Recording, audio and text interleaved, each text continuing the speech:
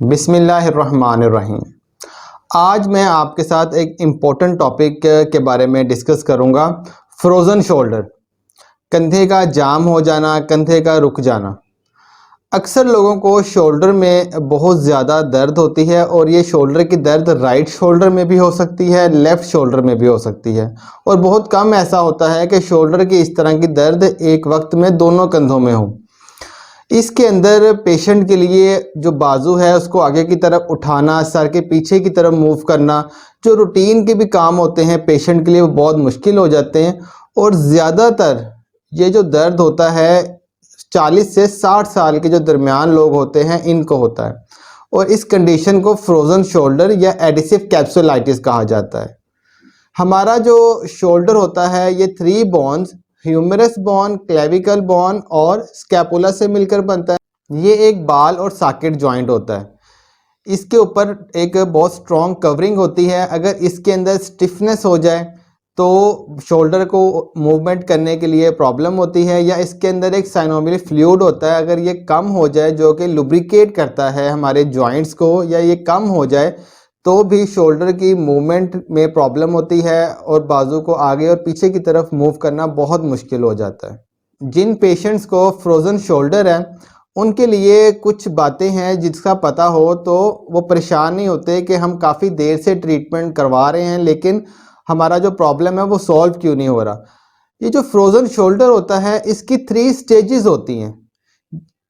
First stage जो होती है ये फ्रीजिंग स्टेज होती है और इसके अंदर पेन शुरू होता है और डे बाय डे ये पेन बढ़ता है और साथ में स्टिफनेस हो जाती है शोल्डर के अंदर जो कि मूवमेंट करने में प्रॉब्लम होता है। नेक्स्ट स्टेज जिसको फ्रोज़न स्टेज कहा जाता है, इसके अंदर जो पेन होती है वो कुछ नॉर्मल होती है लेकिन स्टिफनेस, इन्फ्लामेशन काफ़ी ज़्यादा हो जाता है और जो पेशेंट के बाजू की मूवमेंट है वो काफ़ी ज़्यादा रिस्ट्रिक्ट हो जाती है। और थर्ड जो इसमें स्टेज है इसको थॉइंग स्टेज कहा जाता है। इसमें पेशेंट हील होना स्टार्ट होता है और इसकी मूवमेंट भी कुछ बेहतर हो जाती है और जो पेन है वो भी कम होना शुरू हो जाती है। फ्रोज़न शोल्डर को अगर ना भी ट्रीट किया जाए तो भी ये 1 से 3 साल के अंदर खुद ब खुद भी ठीक हो जाता है। फ्रोज़न शोल्डर के कॉजेज़ की बात करें तो कोई ख़ास वजह नहीं है कि किस वजह से फ्रोज़न शोल्डर होता है, लेकिन ये देखा गया है कि जो डायबिटिक पेशेंट्स होते हैं, अगर 10 पेशेंट्स क्लिनिक में आते हैं उनमें से 5 to 6 पेशेंट्स को शुगर होती है और तो शुगर पेशेंट को अगर फ्रोज़न शोल्डर हो तो जो उनकी रिकवरी होती है वो भी कुछ स्लो होती है। इसके अलावा अगर इमोबिलाइजेशन हो, बाजू के अंदर का फ्रैक्चर हो गया है, शोल्डर का फ्रैक्चर है और बाजू को मूवमेंट ना हो तो इस वजह से भी फ्रोज़न शोल्डर हो सकता है। इसके अलावा कुछ अदर मेडिकल कंडीशंस की वजह से भी फ्रोज़न शोल्डर हो सकता है। अब हम अगर फ्रोज़न शोल्डर के सिम्टम्स की बात करें तो इसके जो इम्पोर्टेंट सिम्टम वो पेन और स्टिफनेस है।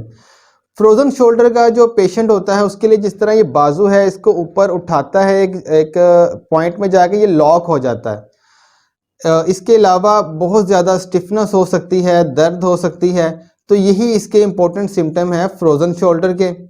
जिन लोगों को फ्रोज़न शोल्डर होता है, कंधा जाम हो जाना या कंधा रुक जाना, उसमें उनको चाहिए कि जब आपका शोल्डर फ्रोज़न हो तो आप बाजू को उठाते हैं, एक जगह जाके लॉक हो जाता है, नेक्स्ट आप उसको कम उठाने की कोशिश करते हैं ताकि दर्द ना हो। तो जब फ्रोज़न शोल्डर होता है तो इसके अंदर आपको अपने शोल्डर को मूव करते रहना चाहिए।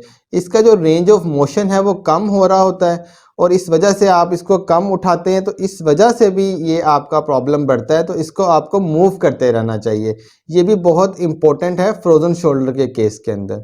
इसके ट्रीटमेंट की बात करें तो कुछ एक्सरसाइजेज हैं इसके लिए, फ्रोज़न शोल्डर के लिए, जो बहुत ही हेल्पफुल हैं। आप फिजियोथेरेपिस्ट से हेल्प ले सकते हैं, वो आपको कुछ एक्सरसाइजेज करवा सकते हैं। अगर हम होम्योपैथिक ट्रीटमेंट की बात करें तो होम्योपैथिक के अंदर कोई स्पेसिफिक मेडिसिन नहीं है फ्रोज़न शोल्डर के लिए। सिम्टम्स के मुताबिक कुछ मेडिसिन हैं जो बहुत इफ़ेक्टिव है फ्रोज़न शोल्डर के केसेस के अंदर। तो मैं कुछ मेडिसिन के बारे में आपसे डिस्कस करता हूँ। अगर शोल्डर में दर्द है और इसकी जो कॉजेशन है वो किसी तरह की इंजरी या चोट लगने की वजह से है, अगर शोल्डर में चोट लग गई है तो इसके लिए आर्निका बहुत ही इफ़ेक्टिव मेडिसिन है इंजरी की केस के अंदर। आर्निका 30 पोटेंसी में आप 4 ड्रॉप्स हाफ कप पानी में या डायरेक्ट ज़ुबान पे भी डाल सकते हैं।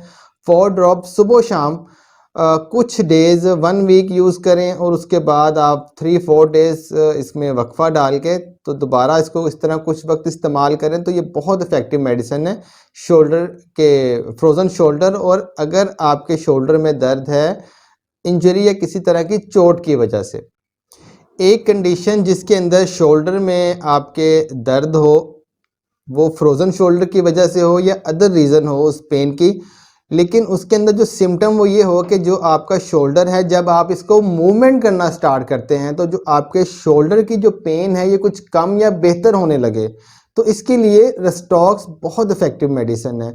इसको आपने 200 पोटेंसी में 4 ड्रॉप्स आपने दिन में एक बार यूज़ करना है, फिर 3 डेज़ के बाद आप इसकी एक डोज, इस तरह कुछ डोजेस इसकी यूज़ करें तो ये बहुत इफ़ेक्टिव मेडिसिन है फ्रोज़न शोल्डर के लिए, स्टिफनेस के लिए, पेन के लिए। नेक्स्ट मेडिसिन, अगर आपके शोल्डर में पेन है, वो राइट शोल्डर में पेन है या लेफ़्ट शोल्डर में पेन है, स्टिफनेस है, लेकिन जो उसकी पेन है आप जब उसको मूवमेंट करते हैं तो मूवमेंट से वो पेन कम या नॉर्मल नहीं होती, लेकिन वो पेन बढ़ती है, आपके इंक्रीज़ होती है। तो इसके लिए ब्रायोनिया एल्बा बहुत इफ़ेक्टिव मेडिसिन है और इस मेडिसिन का यूज़ आपने 30 पोटेंसी में सुबह शाम 4 ड्रॉप्स हाफ कप पानी में आप डाल के पी सकते हैं, डायरेक्ट ज़ुबान पे डाल सकते हैं। 3-4 डेज़ आप इसको यूज़ करें, फिर 2-3 डेज़ इसको आप वक्फा डाल लें। इस तरह कुछ वक्त इस्तेमाल करके जो आपके शोल्डर की पेन है, स्टिफनेस है, ये ठीक हो जाएगी। होम्योपैथिक में एक बहुत ही इफ़ेक्टिव मेडिसिन गुआइकम है। अगर बहुत ज़्यादा स्टिफनेस है, शोल्डर में पेन है, लेफ़्ट शोल्डर में है या राइट शोल्डर में है, तो इसके लिए गुआइकम मदर टिंचर बहुत इफ़ेक्टिव है। इसको यूज़ इस तरह करना है आपने कि 10 ड्रॉप्स हाफ कप पानी में 30 to 50 ml वाटर में आप 3 टाइम्स सुबह, दोपहर, शाम कुछ वक्त इसको आप यूज़ कर लें। अगर आपको अपना फ़ायदा हो या आपकी जो कंडीशन है वो बेहतर हो तो इसको आप कंटिन्यू रखें। बहुत ही इफ़ेक्टिव मेडिसिन है गुआइकम का मदर टिंचर। ये कुछ मैंने आपको होम्योपैथिक मेडिसिन्स बताई हैं। इसके अलावा भी बहुत सी मेडिसिन्स हैं फ्रोज़न शोल्डर के लिए इस्तेमाल होती है। सिम्फाइटम है, हाइपेरिकम है, सैंगोनेरिया है, फेरम मेटेलिकम है, फेरम फॉस है, लेकिन सब मेडिसिन्स अकॉर्डिंग टू पेशेंट के सिम्टम्स हैं। सिम्टम के अकॉर्डिंग ही होम्योपैथिक मेडिसिन्स दी जाती हैं और इस्तेमाल की जाती है। तो ये मैंने कुछ इन्फॉर्मेशन आपसे शेयर की है फ्रोज़न शोल्डर और फ्रोज़न शोल्डर या किसी भी तरह का अगर आपको शोल्डर में दर्द की कोई भी वजह है उसके लिए। उम्मीद है ये वीडियो आपके लिए नॉलेजेबल होगी। Thank you so much.